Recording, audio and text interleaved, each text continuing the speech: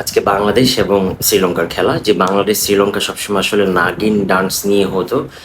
গত ম্যাচে সে বাংলাদেশ শ্রীলঙ্কাকে সাপোর্ট করে তার কাঁধে ভর করে আসলে সুপার ফোরে এসেছে।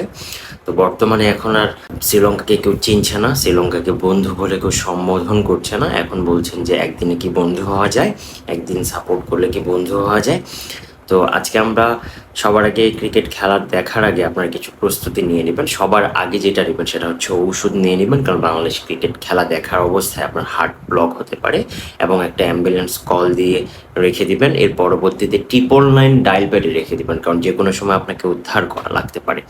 আর বাংলাদেশ ক্রিকেট টিম যদি হেরে যায় ম্যাচ, তাহলে আপনারা গালির বই একটা কিনবেন, হ্যাঁ, যে কিভাবে বাংলাদেশ ক্রিকেট টিমকে নতুন নতুন ভাবে গালি দেওয়া যায়, মাথা ঠান্ডা করা যায়। খাইতে, বসতে, উঠতে, শুইতে সবসময় শুধু গালি দিবেন। আসলে বাংলাদেশ ক্রিকেট টিম আছে, এই জন্য কোটি কোটি মানুষ আসলে সেই খেলা দেখে নতুন নতুন গালি আসলে তারা শিখতে পাবে। এবং গালি হচ্ছে বাংলাদেশের সংস্কৃতি, গালি বাংলাদেশের ঐতিহ্য।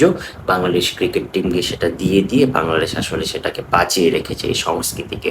যারা এই সংস্কৃতিকে বাঁচিয়ে রেখেছে তাদেরকে স্যালুট জানাই। আল্লাহ হাফেজ।